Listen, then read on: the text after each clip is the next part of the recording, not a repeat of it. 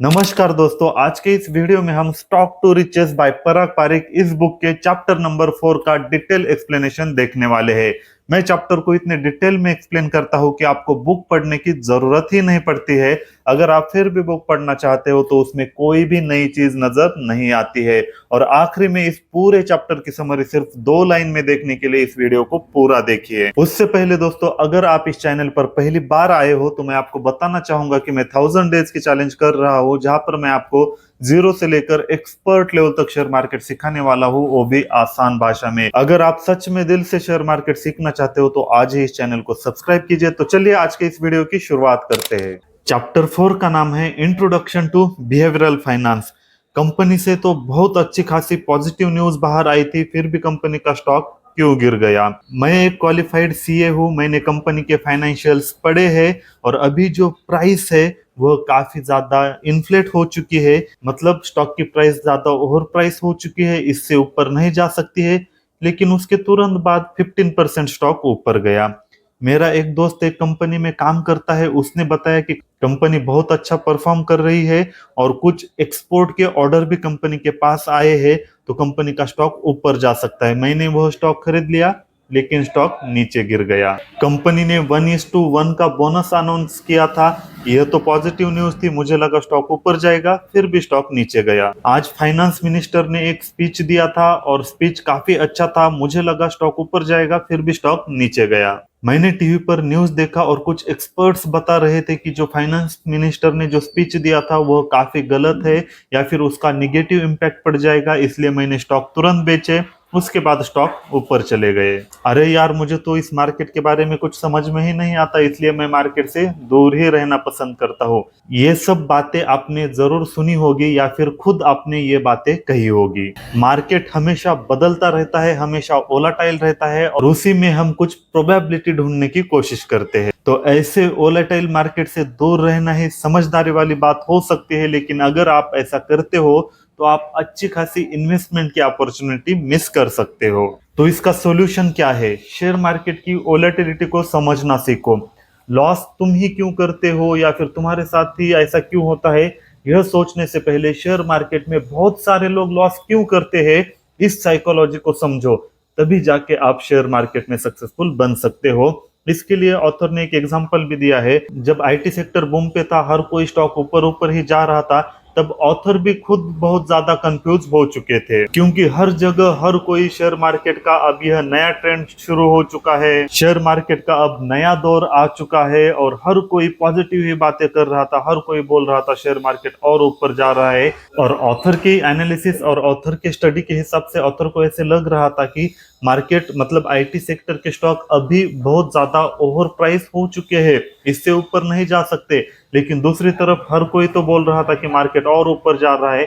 इसकी वजह से ऑथर बहुत ज्यादा कंफ्यूज हो गए थे। उसी बीच ऑथर के एक क्लाइंट ने 70 लाख की इन्वेस्टमेंट की थी आईटी स्टॉक्स में 1998 में, उसके फ्रेंड के कहने पर। और 1990 में सिर्फ एक साल के अंदर उस पोर्टफोलियो की वैल्यू बन चुकी थी 3 करोड़ रुपए। अब वह क्लाइंट ऑथर से पूछता है 70 लाख इन्वेस्ट किए थे, 3 करोड़ बन चुके हैं, अब मुझे क्या करना चाहिए? ऑथर बोलते हैं पी रेशो के हिसाब से मार्केट बहुत ज्यादा ओवर स्ट्रेच हो गया है या फिर बहुत ओवर प्राइस हो गया है, तो तुम्हें स्टॉक्स को बेचना चाहिए। वो क्लाइंट स्टॉक नहीं बेचता है। फिर 6 महीने बाद वह क्लाइंट आता है और कहता है कि वो 3 करोड़ का पोर्टफोलियो अब 6 करोड़ का बन गया है। अब फिर से वह क्लाइंट पूछता है अब मुझे क्या करना चाहिए? अब ऑथर को पता चल चुका था कि उसने तो बेचे नहीं जब उन्होंने कहा था, फिर भी वो पूछ रहा है, इसका मतलब वो ऑथर को ऑथर की गलती बता रहा है। फिर भी ऑथर कहते हैं कि तुम्हें बेचना चाहिए, फिर भी वो क्लाइंट नहीं बेचता। फिर कुछ दिन बाद उसका पोर्टफोलियो बन जाता है 8 करोड़ का। तो इन सब चीजों की वजह से ऑथर काफी ज्यादा फ्रस्ट्रेट हो गए थे, उन्हें रात को नींद नहीं आ रही थी, मतलब एक बेचैनी सी हो रही थी। इतने सारे मार्केट में देने के बाद भी मुझे कुछ समझ में क्यों नहीं आ रहा है, या फिर मैं जमाने से पीछे पड़ रहा हूँ या फिर जमाना आगे गया है, मेरे एनालिसिस कैसे गलत हो रहे, इन सब के बारे में सोच सोच कर वह परेशान हो रहे थे।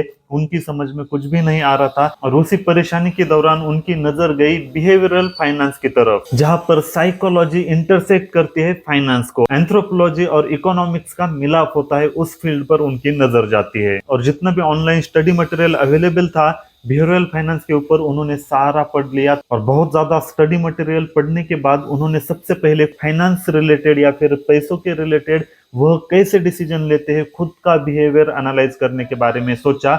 और इसके लिए उनके क्लाइंट्स, दोस्त, उन्होंने भी काफी मदद की। जैसे कि क्लाइंट्स का डेटा तो ऑलरेडी उनके पास आ ही रहा था। जब ऑथर कुछ सजेस्ट करते थे तो उस वक्त क्लाइंट कैसे रिएक्ट करते थे, या फिर जब प्रॉफिट हो जाता था, लॉस हो जाता, कैसे रिएक्ट करते थे, उन सब के बिहेवियर को ऑथर एनालाइज करने लगे। और इस बुक में जो भी एग्जांपल दिए हैं उन्होंने खुद एनालाइज करके दिए हैं अपने दोस्त, क्लाइंट या कलीग से। तो नेक्स्ट पॉइंट शुरू हो जाता है, if investment do well why do investors fair poorly. मतलब अगर स्टॉक मार्केट में इन्वेस्टमेंट करने से पैसे बनता है तो हर कोई क्यों बोलता है कि मैंने तो लॉस ही किया है। इसके लिए ऑथर ने एक चार्ट भी दिया है। यह चार्ट है 1984 से 2004 के बीच का, मतलब 20 सालों का यह चार्ट है, जिसमें इक्विटी ने 15.80 का रिटर्न दिया है, पीपीएफ ने 11.20 का रिटर्न दिया है और कैश में 4% का रिटर्न मिला है। तो इतने अच्छे खासे रिटर्न इक्विटी में मिलने के बावजूद भी हर कोई लॉस क्यों करता है।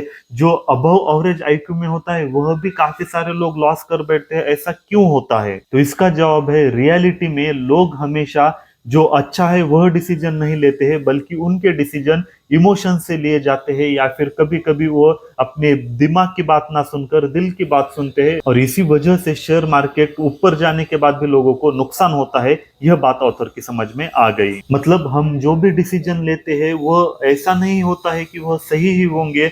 मतलब जो दिमाग डिसीजन लेना चाहते हैं वो डिसीजन हम नहीं लेते कई बार, बल्कि जो दिल कह रहा है या फिर इमोशन के चक्कर में हम डिसीजन लेते हैं। भले ही वह डिसीजन हमारे फाइनेंस के लिए अच्छा हो या ना हो, लेकिन हम इमोशंस के चक्कर में डिसीजन लेते हैं। और इसी वजह से शेयर मार्केट ऊपर भी जा रहा होगा तब भी लोगों को नुकसान होता है। और हमारे इमोशंस हमेशा चेंज होते रहते हैं और इसी वजह से हमारे डिसीजन भी चेंज होते रहते हैं और इसी वजह से लॉस होता रहता है। तो अगला पॉइंट हमारा शुरू हो जाता है, इमोशन चेंजेस पैराडिम। मतलब अगर आपके इमोशन चेंज होते हैं तो आपका डिसीजन या फिर थॉट प्रोसेस भी चेंज हो जाता है। इसके लिए ऑथर ने एक स्टोरी सुनाई है। ऑथर के एक दोस्त थे, उन्होंने कोचिंग क्लास शुरू किया था अपने दोस्त के साथ मिलकर। कोचिंग क्लास शुरू करते ही काफी अच्छा रिस्पॉन्स मिल रहा था, स्टूडेंट काफी ज्वाइन हो चुके थे। लेकिन ऑथर के दोस्त का जो दोस्त था उसका बिहेवियर स्टूडेंट को पसंद नहीं आ रहा था। स्टूडेंट उसे हेट कर रहे थे क्योंकि वह बहुत ज्यादा एंग्री था, शॉर्ट टेम्पर था, स्टूडेंट पर चिल्लाता था। तो स्टूडेंट्स को उसका बिहेवियर पसंद नहीं आ रहा था। तो स्टूडेंट्स बोल रहे थे कि सर इसको निकाल दो, हमें तुम खुद ही पढ़ाओ, या फिर आपका ही बिहेवियर अच्छा लगता है, या फिर आप ही पढ़ाओगे तो चलेगा, ऐसा स्टूडेंट का कहना था। लेकिन दूसरे सर को निकालो, ऐसे स्टूडेंट बोल रहे थे। लेकिन ऑथर का दोस्त ऐसा नहीं कर सकता था क्योंकि पार्टनरशिप में कोचिंग क्लास शुरू किया था। सिर्फ वो शॉर्ट टेम्पर था लेकिन पढ़ाने में अच्छा था, तो ऑथर का दोस्त उसे भी नहीं निकालना चाहता था। कुछ टाइम ऐसे ही बीतता चला गया। अचानक से ऑथर के दोस्त का दोस्त ट्यूशन पढ़ाने नहीं आ रहा था। तो स्टूडेंट को लगा कि अरे हम जो कंप्लेंट कर रहे थे उसी वजह से लगता है सर ने उसे निकाल दिया, और स्टूडेंट खुश होने लगे। कुछ दिन बाद स्टूडेंट्स को पता चलता है कि उनका दोस्त तो बीमार है और उसे ब्रेन ट्यूमर हुआ है, जिसकी वजह से वो हॉस्पिटल में एडमिट है। यह बात सुनकर स्टूडेंट को धक्का लग जाता है, वो शॉक में चले जाते हैं। अचानक उन पे जो गुस्सा था वह बच्चों का खत्म हो गया, और वो गुस्सा सिंपैथी में बदल गया, प्यार में बदल गया। बच्चे उन्हें मिलने हॉस्पिटल में भी चले गए। उसके बाद जो बच्चे उन्हें निकालने की जिद कर रहे थे वही बच्चे उस सर को मिलने के लिए हॉस्पिटल में भी चले गए और उनकी सेहत ठीक करने की कामना भी करने लगे। तो इस एग्जाम्पल से ऑथर यह बताना चाहते हैं कि जैसे ही हमारे इमोशंस चेंज हो जाते हैं तो हम डिसीजन भी बदल लेते हैं, या फिर हमारे डिसीजन इमोशंस के चक्कर में चेंज हो जाते हैं। और ठीक उसी तरह अगर हम फाइनेंशियल मैटर में या फिर पैसों के मैटर में भी अगर हमारे डिसीजन बार बार चेंज करते रहते हैं, या फिर भले ही वो हमारे लिए अच्छा हो या ना हो यह सोचे बिना भी अगर आप इमोशनली डिसीजन लेते हो, तो यकीनन आप शेयर मार्केट में लॉस कर सकते हो, या फिर आप जिंदगी में या फिर फाइनेंशियली कभी भी अच्छे डिसीजन नहीं ले सकते हो, ऐसा ऑथर का कहना है। और यहाँ पर एक बहुत अच्छी लाइन भी दी है, decision that enrich us emotionally may impoverish us financially. मतलब जो डिसीजन इमोशनली अच्छे लगते हैं वो फाइनेंशियली अच्छे नहीं हो सकते हैं, या फिर फाइनेंशियली हमें और ज्यादा गरीब बनाते हैं, ऐसा ऑथर का कहना है। तो इसके बाद अगला पॉइंट हमारा शुरू हो जाता है, classical economic theory versus behavioural economic theory. तो क्लासिक इकोनॉमिक थ्योरी के हिसाब से मार्केट इफिशिएंट होता है और लोग हमेशा समझदार डिसीजन लेते हैं ताकि और ज्यादा प्रॉफिट हो सके। मतलब मार्केट इफिशिएंट होता है, इसका मतलब मार्केट आपको बहुत ज्यादा एडवांटेज नहीं देता है या फिर जो भी अपॉर्चुनिटी है वह लंबे समय के लिए नहीं देता है। कोई ना कोई उस अपॉर्चुनिटी को तुरंत ग्रैब कर लेता है और वह अपॉर्चुनिटी चली जाती है। और दूसरा, और लोग हमेशा रैशनल डिसीजन लेते हैं। रैशनल मतलब समझदार डिसीजन लेते हैं ताकि उनका प्रॉफिट और बढ़ सके, या फिर अच्छी तरह पैसे इन्वेस्ट करते हैं ताकि उन्हें अच्छा खासा रिटर्न मिल जाए, ऐसा क्लासिकल इकोनॉमिक थ्योरी कहती है। लेकिन बिहेवियरल इकोनॉमिक थ्योरी क्या कहती है कि मार्केट इनइफिशिएंट होता है, मार्केट इफिशिएंट नहीं होता है और लोग रैशनल डिसीजन नहीं लेते हैं, मतलब समझदारी वाले डिसीजन नहीं लेते बल्कि ना समझदारी वाले डिसीजन लेते हैं, ऐसा बिहेवियरल इकोनॉमिक थ्योरी कहती है। इसके लिए ऑथर ने एक एग्जांपल दिया है। मान लो तुम और मैं कोलाबा के एक बिजी स्ट्रीट पर या रास्ते पर चल रहे हैं और वहां पर एक 5 रुपए का सिक्का दिखाई दिया, तो मैं बोलूंगा यह तो पॉसिबल ही नहीं है क्योंकि उस रास्ते से तो लाखों लोग गुजरे होंगे, हर किसी को वह सिक्का दिखाई दिया होगा। अगर दिखाई दिया है तो कोई ना कोई उसे उठा लिया होगा या फिर अब तक उठा चुके होते। लेकिन रियलिटी में हम ऐसे इंसिडेंट्स होते हुए देखते हैं। कई बार हम जिस भी सड़क पर जाते हैं, अचानक से 1 रुपए, 2 रुपए या 5 रुपए या फिर कभी कभी एक आधी करेंसी नोट भी आपको दिखाई देती है। तो इसका मतलब क्या है कि मार्केट इफिशिएंट नहीं है। अब दूसरा, अगर हम ऐसा मानते हैं कि लोग समझदार होते हैं, हमेशा अपने पैसे को उन्हीं जगह लगाते हैं जहां से उन्हें प्रॉफिट मिल सके, अगर ऐसा है तो लोग चैरिटी में पैसे क्यों देते हैं, बर्थडे केक पर क्यों खर्च करते हैं, एनिवर्सरी सेलिब्रेट करके क्यों खर्च करते हैं, वहां से तो कोई रिटर्न नहीं मिल रहा है फिर भी लोग वो पैसे क्यों खर्च कर सकते हैं। तो इसका मतलब लोग भी रैशनल डिसीजन नहीं लेते, मतलब समझदारी वाले डिसीजन नहीं लेते, लोग भी ना समझदारी या फिर बेवकूफी वाले डिसीजन लेते हैं, ऐसा ऑथर बोल रहे हैं। अब इसका और एक एग्जांपल दिया है टिप्स का। जब भी हम किसी होटल में जाते हैं तो हम वेटर को टिप देते हैं। टिप का मतलब क्या होता है? टू इंश्योर प्रॉम्प्ट सर्विस, मतलब अच्छी सर्विस देने के लिए हम टिप्स देते हैं और वह टिप्स शुरुआत में दी जाती है ताकि वह हमें अच्छी खासी सर्विस दे सके। लेकिन अक्सर लोग क्या करते हैं, खाना खाने के बाद जाते वक्त टिप्स देते हैं, भले ही उसने सर्विस अच्छी दी हो या ना हो, फिर भी जब खाना खाने के बाद देते हैं। ऐसा क्यों करते हैं?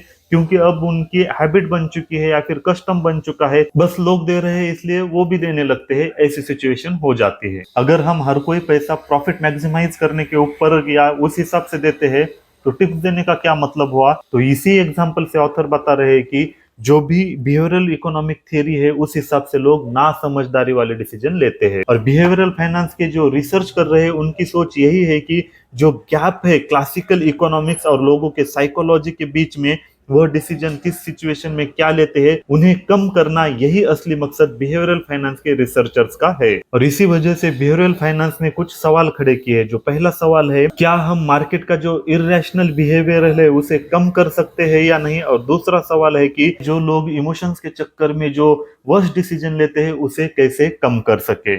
मतलब एक्चुअल में हम डिसीजन कैसे लेते हैं और हमें डिसीजन कैसे लेने चाहिए, इसके गैप को कम करने का ही असली मकसद है बिहेवियरल फाइनेंस का। और स्टॉक मार्केट के हिसाब से बिहेवियरल फाइनेंस कुछ चीजें एक्सप्लेन करता है, जैसे जो स्टॉक गिर रहा होता है हम उसे क्यों होल्ड करते हैं, जो स्टॉक ऊपर जा रहा होता है हम उसे क्यों सेल करते हैं, हम कोई ओवर वैल्यू स्टॉक क्यों खरीदते हैं, हम क्यों लेटली एंट्री कर लेते हैं, मतलब हम जो हमारे अगेंस्ट होते हैं ऐसे डिसीजन हम क्यों लेते हैं, यही चीज बिहेवियरल फाइनेंस एक्सप्लेन करता है। तो साइकोलॉजी हमारे फाइनेंशियल मार्केट या फिर शेयर मार्केट में काफी बड़ा ह्यूज रोल प्ले करते हैं, ये बात तो आपकी भी समझ में आ गई होगी। तो बिहेवियरल फाइनेंस का असली मकसद ये है कि हमें ऐसी इन्वेस्टमेंट स्ट्रैटेजी बनानी है, जो लोग इरेशनल डिसीजन लेते हैं उसके हिसाब से हमें बिहेवियरल फाइनेंस की स्ट्रैटेजी बनानी है। मतलब जिस भी वक्त लोग इरेशनली बेवकूफी से डिसीजन लेते हैं उस वक्त हमें समझदारी से डिसीजन लेता है। मतलब एक ही सिचुएशन में बहुत सारे लोग जो चीज करते हैं हमें वो नहीं करनी है। मतलब अगर बहुत सारे लोग ओवर प्राइस पे स्टॉक ले रहे हैं तो हमें उस वक्त बेचना है।